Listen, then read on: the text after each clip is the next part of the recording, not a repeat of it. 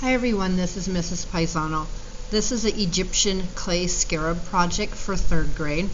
This is a finished one, and so we do watch a video and go over where they're from. We go to Cairo, Egypt.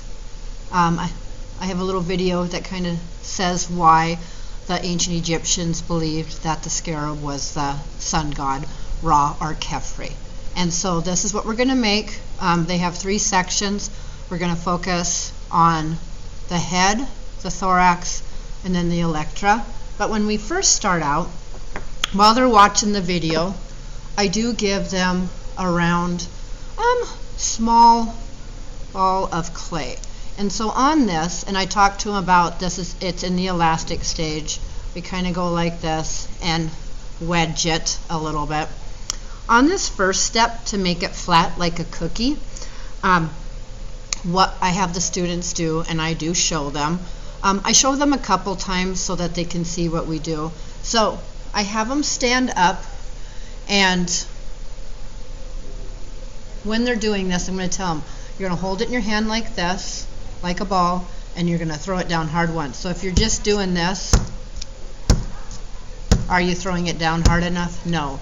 As you can see, I'm wedging it, and we do not want to wedge it like that. So I'm going to sit here, as long as it's still in the elastic stage. I'm going to go here like this. I use my palms, and I can get that back. So I have them stand up. I'm going to stand up. Hopefully I get this on here. I'm not sure. All right, standing up, and then it did move. Wasn't sure if it was going to do that because, there we go. So stand up, throw it. Then we have the cookie. So we have the flat surface, just like we would have here. And then we have the round surface. And I always tell them it's like a cookie. You don't want to be pressing down here like this, so some of them do, so please tell them not to do that. Now we're going to create the steps. And I always have an example. And what I mean by steps is this right here. So to do this, we are going to use the tool of a popsicle stick. And when they start, I do talk about it, we start on the edge. So I'm going to start on, and I do have this here. I'm going to go off to the side. I'm going to start on the edge here. And so here I go. Now, if I start here, I'm going to zoom in so you can see a little bit more. There we go. So I have this one. I'm going to move it off to the side. If I start here, and how I hold my popsicle stick is like this. If I hold it like this, it's not going to do anything. So I want to line it up, and I just want to press gently, and I go like this, and I have 2 hands, so you have to have it kind of in between your fingers. Then that's the first step, so that's pretty thick, that's good. Then I'm going to line it up right where I pushed and not push as far. And so then I get that step right here.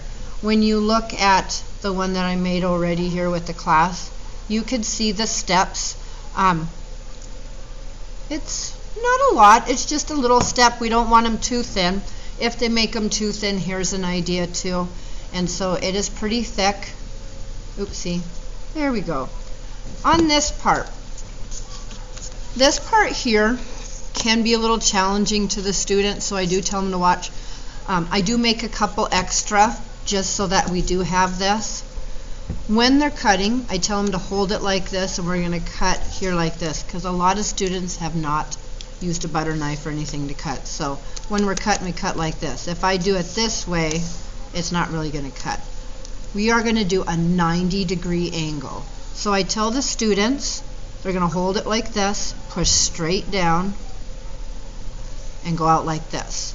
Then they're going to take here and go straight down and over. You're going to have that a little bit. Ooh, and I did cut in a little bit. Ooh, I'm going to show this because, yeah. Then I'm going to cut here, 90 degree. So on this one, I may have cut in a little bit too far. Is that okay? Yep. And so that is the head. And I always tell them to put these together. Then when they're cutting this piece here, this can be challenging. I want them to cut a sliver. And so I tell the student a sliver is you're cutting a little piece of pie for grandma. You're going to do the same thing You're going to go here and cut down.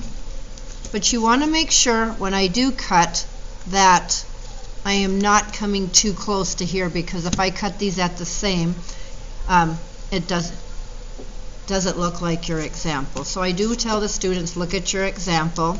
We have the head, the thorax, and the elytra. And when we do this too, I do stop here, and then I tell them we're going to use some water. I'm going to get my finger wet, and then I'm just doing this. I am not wetting everything. All I'm doing is smoothing those, making it look a little bit more, so it's smooth now. Then we have this. So I'm going to try that again. I put this off to the side. I am going to cut the head out, 90-degree angle. I hold my popsicle straight up and down. So when I'm cutting, I go down and go out. My piece comes out. I'm going to cut a small piece of pie for Grandma, just a sliver. And so on this side, I'll go here and here.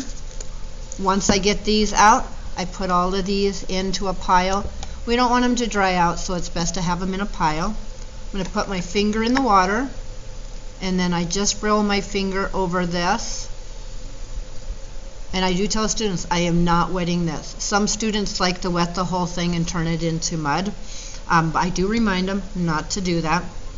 Then I'm going to zoom out a little bit so you can see. So my tools I do use chopsticks. I have the popsicle stick.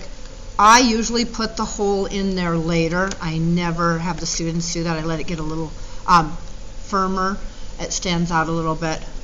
Now you can have a student write a name on a little piece of paper and their room number to put under here, and so you can do it later too. I do use a toothpick pointed to write their name. I do not have students write their name on there because it's hard to read. So that's your choice if you want to do that or not. Now, when they're doing this, I tell them they can use a popsicle stick. I don't care what side. But when they're pushing in to make the eyes, you don't want to go too deep. So I'll go like that again. I'm going to zoom in so you guys can see the eyes. I'm going like this.